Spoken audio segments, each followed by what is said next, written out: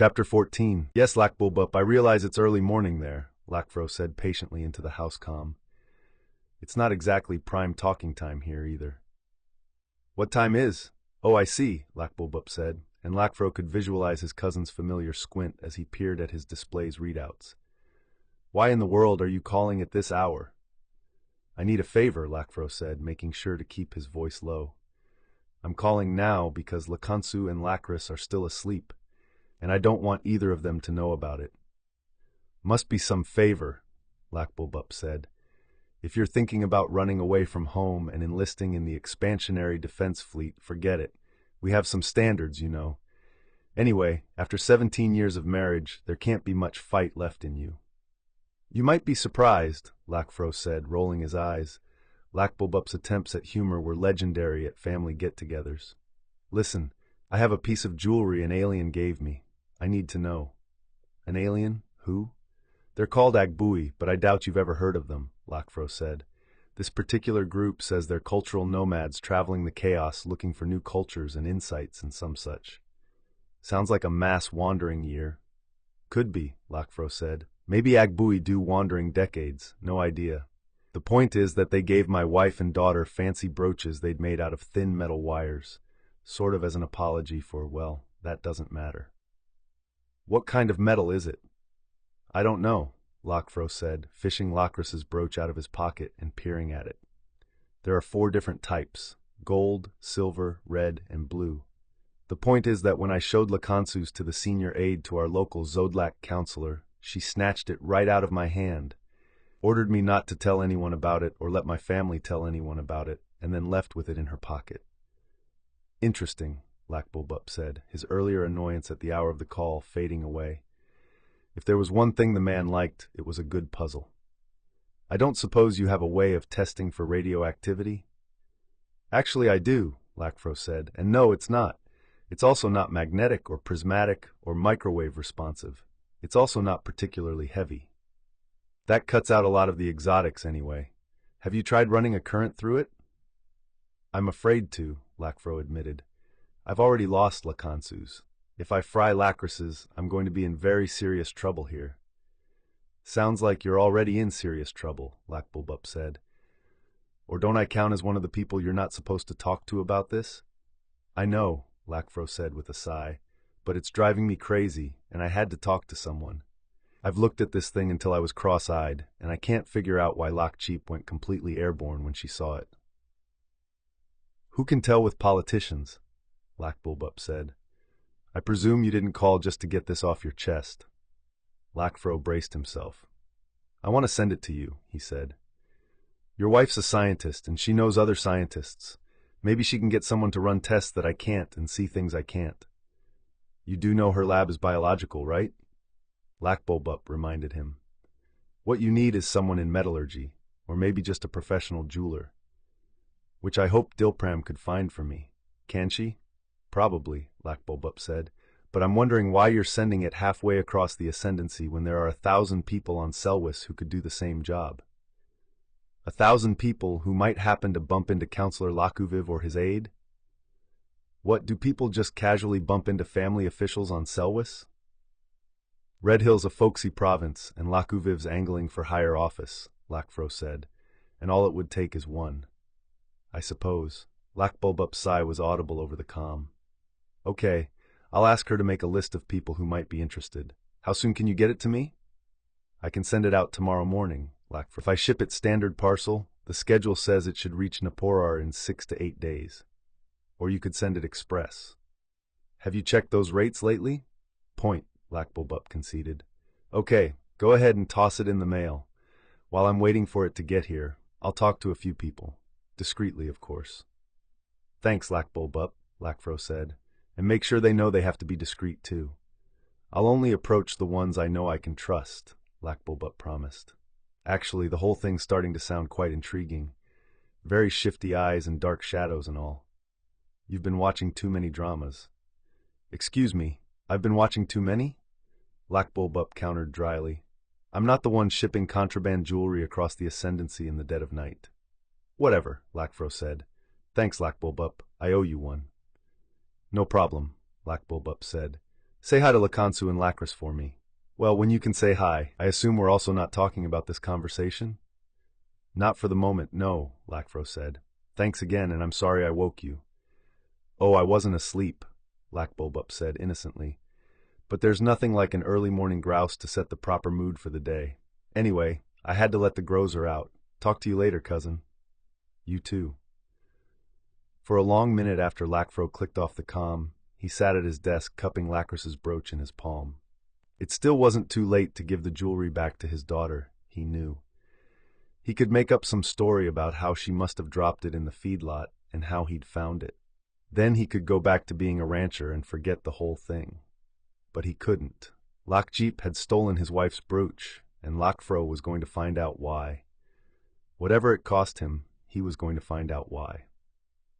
As a pathfinder, one of the gifted few who could achieve the trance state that allowed the Great Presence to guide him through the tortured and ever-changing paths of hyperspace, Chilori of Wandwalan had spent most of his life in ships or in navigator concourses.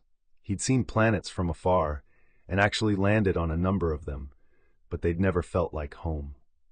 Still, as the Chiss pilot flew the Xodlak patrol ship inward, staying behind and to the side of the Agbui freighter it had been escorting, Chilori could see how people who liked nature and planetary life might be impressed by the place. Wide-open vistas dotted with sparkling blue lakes and rivers, forest and grassland, rugged mountains, and only occasional swaths of desert. No cities, no construction, untouched by war or pestilence or civilization. Just woodland creatures, and peace and quiet. Until, of course, those same woodland creatures decided they didn't want anyone disturbing their land. At that point, any would-be colonists had better hope they were armed. All in all, Chilori preferred the more ordered life of space. "Did I hear the Agbui captain call the planet Hoxim?" A voice came from behind him. Chilori turned, feeling his cheek winglets press flat against his skin. He'd navigated his fair share of Chiss ships, mostly diplomatic vessels, but also occasional merchants who needed to get across the chaos in a hurry and didn't mind paying the price for a good navigator. Never in all of those missions had he met a single blueskin with even a shred of humor. But this one, this senior aide Lockjeep, was in a class by herself. Her expression seemed to be set in a permanently intense half-scowl, her questions were clipped and precise, and he never saw her interact with any of the other Chiss aboard unless she was giving orders or asking for information. She was on the bridge every time Chilori came out of his trance, looking at him as if wondering what he needed a rest break for. She was there when he left for his brief sleep periods, and she was there when he returned. If the Chiss ever decided to develop mechanical robots, she was here, Chilori was here, and his job was to answer her questions. "That's what the Agbui call it," he said. "I don't know if the word means anything in their language or is just a pair of random syllables." "What do the natives call it?" "There aren't any," Chilori said. "No natives, no colonists, not even any observation bases. The Agbui wouldn't be here if they thought they were intruding on someone else's territory." He offered her a small smile. "They're very conscientious about such things." If she was impressed by Agbui conscientiousness, she didn't show it. "You've been here more than once, I gather?" "A few times, yes," he said. Actually, of course, he'd never even seen the place before today. "It was Haplif's turn, let me see, about 10 months ago to come by to drop off supplies for the workers and collect the processed metal strands to take for his own group and any others who might happen to pass nearby, like this freighter just did with Haplif's group." "So there aren't any regular supply runs?" "I don't think anything down there is that organized," Chilori said. "But to be honest, I really don't know. I've gone outside to look around a couple of times, but I frankly prefer the cleanliness of a ship to the untidiness of planetary life." "How long have the Agbui been coming here?" Lockjeep asked. "Specifically, how long have they been working these mines?" "I don't know," Chilori said. "Long enough to erect a permanent settlement and a couple of electro-extraction processing units. Not more than a few decades at the most, though." "And no one else has ever found the place?" "There are an immense number of worlds in the chaos," Chilori reminded her. "This one in particular isn't close to any of the local civilizations and is also far off the usual travel pathways. There's really no reason for anyone to come here. Except cultural nomads seeking knowledge, making new friends, and expanding the width and breadth of their lives, Lakjeep said. Chilori looked at her in surprise. That's very poetic, Senior Aide. It's what Haplif told Councillor Lakuviv when he first arrived at Red Hill, she said. I understand the payment for your services is some of their jewelry?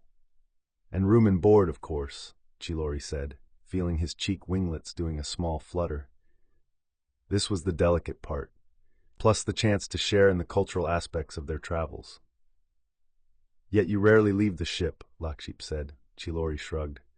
As I said, I prefer shipboard life, but I'm able to share in the various local foods they bring in, and can peruse the electronic entertainment and educational options from my quarters.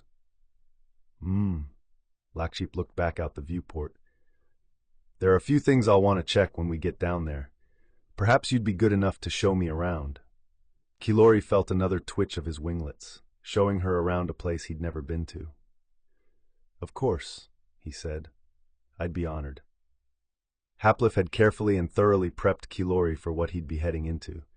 Even so, the Agbui settlement was surprisingly impressive. The main part was a modest two-story building to the left of the mine entrance, consisting of a pair of sleeping room wings attached to a combination cafeteria and relaxation center. The two ore processing plants to the right of the mine were marvels of compact design, with power and water sources off to the side, and neat stacks of compacted waste material a couple of 100 meters farther on where it wouldn't bother either the work or the workers. The mine entrance itself was built into the rock face of a mountain, the center section of a spine of volcanic peaks cutting across this part of the planet and fading into the mists in both directions.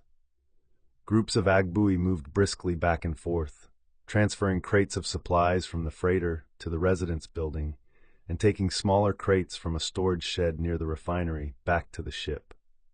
Chilori had seen the maps, floor plans, and technical specs, of course, but none of them had done the place justice. If the goal had been to make it a combination of efficient, resourceful, and simple, they'd succeeded beautifully. At least now we know why no one else bothered with this place, Lakjeep said from behind him. Chilori turned. The woman was squatting down beside one of a row of bushes, peering at a shoulder-slung multi-analyzer. Pardon? He asked. The soil, she said, straightening up and showing him the display. Quite acidic. Too acidic for any Chiss food plant to grow. Probably equally hostile to most of the alien foodstuffs in this part of the chaos. If the whole planet is like this, it's useless for any large-scale colonization. I assume the acidity means you can't eat the native plants either? Probably not. Lakjeep leaned over the bush for a closer look. I'll take a few samples back to Selwys, but most alien plants aren't useful to us even when the soil is better. You did say the other nomad groups bring in supplies for the miners, didn't you? Yes, Chilori said. Though the Agbui might have figured out how to process the local plants, someone in the cafeteria could probably tell us. Later, Lakjeep nodded toward the mine. I want to look in there. They were nearly to the mine entrance, and Chilori could see the darkened tunnel stretching back into the mountain when an Agbui suddenly popped up in front of them. I'm sorry. Gentle beings, he said in a tone that made it clear he genuinely was sorry. No outsiders are permitted in the mine. There are dangers within. What kind of dangers? Lakjeep asked. Those that exist in all mines, the Agbui told her. Unsafe footing, the chance of rocks breaking from walls and ceilings, uncertain air with occasional outgassings of unhealthy or even toxic fumes. Aboard ship, Chilori had noted that Lakjeep was accustomed to getting her own way, and for that first half-second he thought she might actually demand the alien step aside. But the moment passed, and she simply nodded. I understand, she said. Perhaps on my next visit. She half-turned and pointed at the refinery. May I look in there? Sadly, that area is also deemed dangerous to the unwary and unprepared. The Agbui brightened. But we can look in through the windows if you'd like. I would be happy to describe to you the equipment and processes within. That would be helpful, Lakjeep said. Lead on. They spent the next hour looking in through various of the refinery's windows while the Agbui gave a running description of what his 6 fellows inside were doing. Lakjeep asked occasional questions but was mostly content to let him talk. Kilori spent little of his own time on either the view or the commentary. Most of his attention was spent avoiding a group of large flying insects that seemed to have taken an interest in him. Between his furtive efforts to shoo them away, he kept a wary eye on some beady-eyed lizards squatting beneath one of the nearer bushes, creatures that also seemed inordinately interested in the strangers. It was to his immense relief when Lakjeep finally finished her inspection tour and gave him permission to return to the ship. They spent the rest of the day there, slept overnight in the patrol ship, and left the next morning in convoy with the Agbui freighter. The aliens weren't going back to Selwys, or even to another world in the Ascendancy, but Lakjeep had agreed to escort them out of the system to make sure some passing pirate didn't get ideas. One of the peculiarities of their hyperdrive, the Agbui had explained to Lakjeep, was that their ships needed to be farther out of a planetary gravity well than those of most species before they could enter hyperspace. That greater distance, along with the time it took to cross it, made them especially vulnerable to attack. Given how much of the rest of the Agbui story was false, Kilori normally would have assumed that was also a lie. Should he ever need to make a quick escape in an Agbui ship, he made a note to himself. He would need to keep that in mind. He was in the navigational chair, making one final adjustment to his sensory deprivation headset, when he heard the captain's voice behind him. "Did you accomplish everything you set out to do here, Senior Aide?" "Yes," Lakjeep said, and even through her precise professional tone, Kilori could hear her underlying satisfaction. "Yes, I did." Kilori smiled. She had accomplished what she wanted. In that case, so had Haplif, and so had Jixtus. Still smiling, he settled the helmet on his head and prepared to once again join the Great Presence. Once again, Thurfian was already waiting at the agreed-upon spot in the March of Silence when Zistalmu arrived. Only this time, instead of using the time to observe and brood and plan, Thurfian used it to seethe. How did Thrawn keep pulling these things out of the fire? "You're late," he snapped as Zistalmu stepped into conversational range. "I've been waiting 15 minutes. "My apologies," Zistalmu said, inclining his head, which made Thurfian even angrier. Getting snapped back at would have given him an excuse to verbally lay into the man, and he really wanted to lay into someone right now. "I assume you have some kind of excuse?" "I was working out the details of a contingency plan," Zistalmu said, still with that maddening calm. "Oh, so now you have a plan?" Thurfian said scornfully. "Yes, I do," Zistalmu said, some of the coolness starting to crack, "because it certainly looks like yours has run straight into the ground." Thurfian took a deep breath, preparing a crushing retort, and paradoxically, the seething rage faded back into a corner of his mind. Because Zistalmu was right. Sending Thrawn against the Vagari had been his idea, and it certainly wasn't the Arizi's fault that it hadn't worked. "It does, doesn't it?" he conceded. "My apologies for my words and my tone. I was just so furious. I assume you've read the report?" "Twice," Zistalmu said sourly, and listened to the diplomatic corps try to decide if they were outraged or salivating at this first real break in relations with the Patatas. And no doubt listened to General Bakif point out oh so sincerely that because the ship he attacked was Nikardan, it didn't even violate the preemptive strike prohibition. "That too," Zistalmu said. Also listened to Bakif explain that just because the message came in via a Patatas triad transmitter doesn't mean it might be some trick, not when it came wrapped in a military encryption with Thrawn's personal confirmation overlay. And the fact that they were willing to send it from one of their triads just underscores their gratitude toward him. "Indeed," Zistalmu said, all of which just adds another layer of glory on the myth. "Are you sure you want to take him down? Are we going to have to go through this every single time?" Thurfian growled. What if he'd misread the Patatas, or they'd misread him? What if he'd missed with that breacher and plasmasphere barrage? What if he'd not only missed the Nikardan, but hit the Prince Militaire's ship? We'd be at war, Thrawn would be up on charges, and there might well be only 8 ruling families. "I think you're overstating the case a bit," Zistalmu said, "but only a bit. The question now is, since Thrawn seems to be on another winning streak, what do we do about it?" Thurfian eyed the other, belatedly remembering that this whole conversation had started with Zistalmu stating he had a plan. I assume you have a way to stop him? My sense right now is that, realistically, he can't be stopped, Zistalmu said. If the suggestions the Patatas gave him about possible Vagari whereabouts prove false, then he returns empty-handed. But he still returns a hero on the diplomatic front. If there are still a few Vagari— That is the Patatas' backyard, Zistalmu reminded him. If anyone would know about a major pirate gang operating there, it's them. Assuming they didn't lie to Thrawn just to get rid of him. There's that, of course, Zistalmu agreed. To get back to the plan, my thought is that if we can't stop Thrawn from picking up some glory, maybe we can at least make him share it. Thurfian frowned. How? We send him some help, Zistalmu said. Obviously, we can't send one of our ships. He smiled tightly. Even more obviously, we can't send one of yours. So, how does a Sodlak ship sound? Thurfian thought back. Hadn't it been a Sodlak representative who'd made Zistalmu late to their last meeting? Do they even have any warships? Technically, all they have are their various planetary defense forces, Zistalmu conceded. Though some of their planetary patrol ships probably edge toward warship class, they also have some larger ships in reserve, though again they're technically not allowed to fly them. Until and unless they regain ruling family status. Right, but no, I was talking about an expansionary defense fleet ship commanded by a Sodlak. If the myth get the glory from Thrawn's exploits, surely the Sodlak will get equal credit if one of theirs is in command. Seems reasonable, Thurfian said.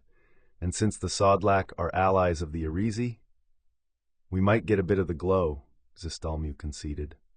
But the myth will get all of Thrawn's, so what are you worried about? I suppose you're right, Thurfian said, a bit reluctantly. Clearly, Zistalmu was hoping the Arizi would get more than just a glow off a Zodlak captain's success. Still, Thurfian could hardly expect Zistalmu's cooperation on this if he didn't get something out of the deal. You have a ship in mind? That was the research that made me late. Zistalmu pulled out his questas and handed it over. Our best bet is the Grey Shrike, commanded by Senior Captain Sodlak Indaro.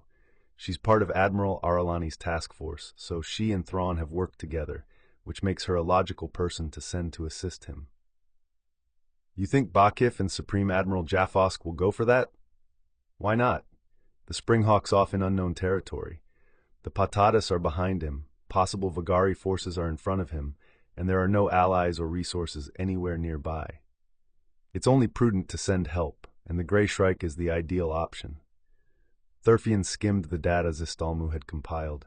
It did indeed look like the Grey Shrike would be an excellent choice. What about this Captain Lakinda?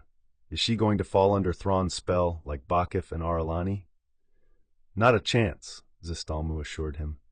I've spoken with a Zodlak on Naporar who deals with the Expansionary Defense Fleet Officer Corps. He says she's ambitious, competent, and that even as a senior officer, she's very family-focused. Given the Sodlak relationship with the Arizi and the tensions we have with Myth, she's going to be completely resistant to anything he throws at her. All right, Thurfian said. There were still potential pitfalls to all this, he knew. But there were pitfalls to everything he and Zistalmu had been doing ever since they made this private alliance. How do you want to do this? I'm ready to submit the proposal to Bakif and Jaffosk, Zistalmu said. The Grey Shrike's somewhere out of the Ascendancy at the moment, but Chilla ought to be able to reach it with a triad message. Given Thrawn's legendary thoroughness, it's unlikely he'll finish his survey before Lakinda can get out there to assist him. Thurfian hesitated. So many uncertainties, but it was certain that if they didn't do something, Thrawn would eventually crash and burn, and possibly take the myth down with him. And if Zistalmu was hoping the Grey Shrike could share in the glory, Lakinda should also be able to share in the blame if that happened. All right, let's do it, he said. He lifted a warning finger. But this had better work. It will, Zistalmu promised. Lakinda wants the Sodlak to be one of the ruling families again. Thrawn and the myth can't get that for her. The Arizi can. Whatever we need her to do, she'll do it.